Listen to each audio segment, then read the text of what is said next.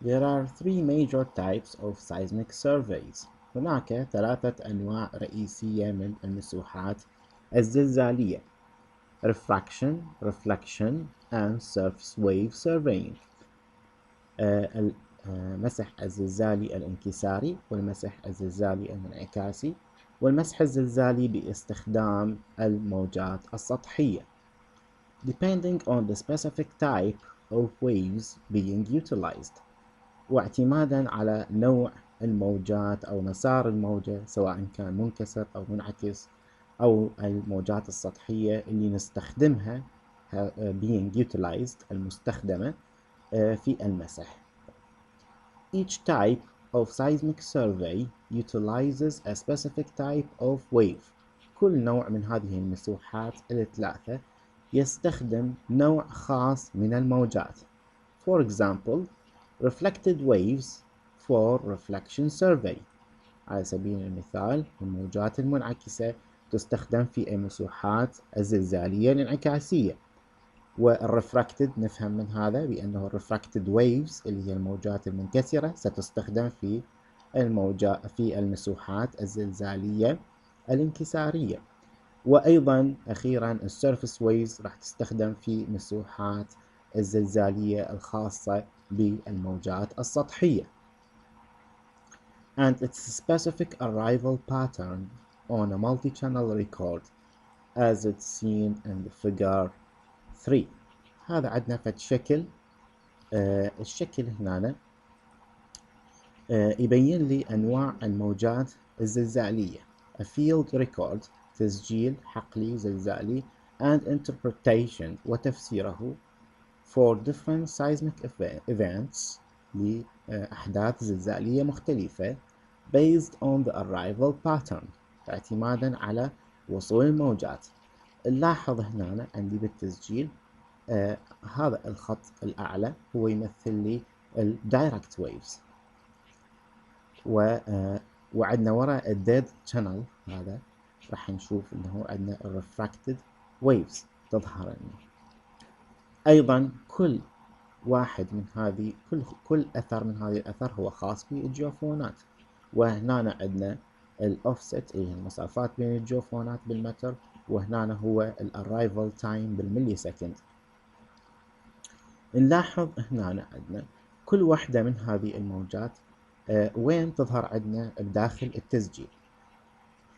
في هذا المكان اللي تمثل لي هي الدايركت ويفز، في هذا المكان تبين لي الرفراكتد اللي هي المنكسرة، الموجات المنكسرة، ودي هي تمثل لي الرفلكتد ويفز، وأيضا أسفلها يظهر عندي حدين للرفلكتد ويفز. وهذا الخط المائل أو هذا اللي يظهر عندي من الآثار بالتسجيل الزلزالي هو يمثل لي الاير ويفز. أما هذه اللي نلاحظها الآثار هنا كلها تمثل لي السيرفس ويفز اللي هي سي، حرف ممثلة بحرف سي، هي تمثل لي السيرفس ويفز، واللي هي حتكون معنية في هذه المحاضرة بالتفسير في المسوحات الزلزالية الهندسية اللي تعطينا دلائل للخصائص التحت سطحية للصخور. Seismic waves for the survey can be generated in two ways. بالنسبة للموجات الزلزالية الخاصة بالمسوحات الزلزالية ممكن أن تتولد بطريقتين: actively or passively. والمقصود بالأكتف هو الفعال اللي هو المصدر اللي احنا نولده، أما قد يكون مطرقة أو إسقاط وزن، واللي يكون ذو طيف موجي من الزلزالي مهم في التفسير. والباسيف هو الغير مرغوب فيه أو العرضي، المصدر العرضي اللي قد نلاحظ أنه يكون ناتج عن ضوضاء خارج عن إرادة الجيوفيزيائي أثناء المسح الحقلي. They can be generated actively by using an impact source like a sledgehammer.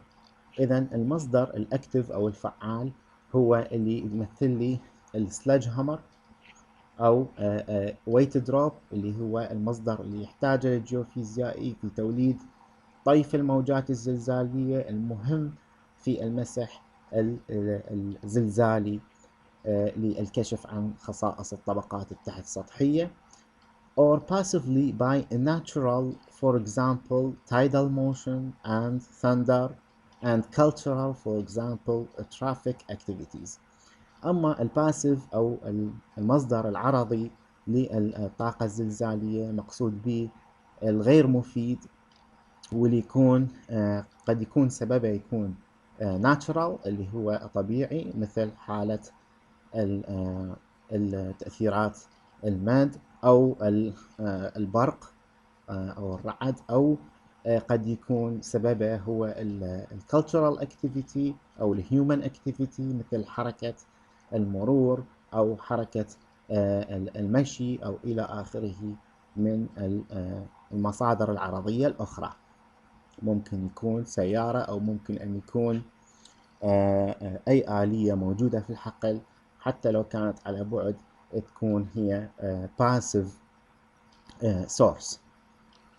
Most of seismic surveys historically implemented have been the active type. معظم المصادر اللي اعتمدت في تاريخ المسوحات الجيوفيزيائية بشكل عام هي مصادر تكون من النوع الأكتف أو الفعال، وليس النوع العرضي. Seismic waves propagating characteristics within the vertical plane holding both source and receivers are also called inline waves.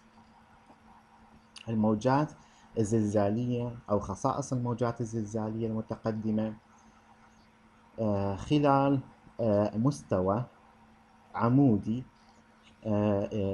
يتضمن المصدر واللواقط الأرضية، يدعى أيضا بالإنلاين ويفز. ونلاحظ من الشكل ممكن يوضح لنا هذه المسألة. هذا هو المصدر، وهنا عندي هذه هي اللواقط الأرضية منشورة على بعد ثابت من المصدر وبينها مسافات ثابتة. راح نلاحظ أنه عندي المصدر الأكتف هو المطرقة اللي هو الجيوفيزيائي يستخدمه لغرض المسح الزلزالي، اللي هو مصدر الطاقة المفيدة أو الطيف المفيد من الموجات الزلزالية. في حين أنه الباسيف منه عندي أشخاص يتحركون بالشارع قريب من منطقة المسح، أو آلية أو سيارة تتحرك بالقرب من المسح، أو بناية يكون فيها عدد من المراجعين والموظفين وإنهم حركة. وكل هذه الفايبريشنز أو الاهتزازات ممكن إذا كانت في نفس قريبة في نفس مكان المسح الزلزالي، ممكن وخصوصا بالقرب من المدن ممكن راح تسبب لي تسجيل لهذه الاهتزازات ضمن التسجيل الزلزالي مالت المسح الخاص بي. فنلاحظ انه عندنا P اللي هي تكون inline، اللي هي تكون surface waves، ايضا موجات سطحية، لكن شنو؟ لكن تكون ضمن خط المسح الخاص بينا. والأو هي الأوفلاين، وعندنا الأكتف اللي هي الأي، والباسيف هنا اللي هي البي. فالباسيف نلاحظوا بها عدة اتجاهات، هي الأوفلاين اللي هي جاية من خارج المسح اتجاه خط المسح، والإنلاين اللي هي جاية مع اتجاه خط المسح. واللي ترمز لها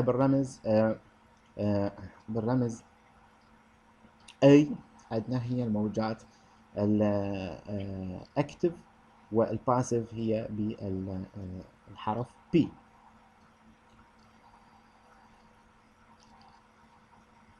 Surface waves surveying method. When seismic waves are generated, there is a special type of wave propagating along the free surface called surface waves, whose penetration depth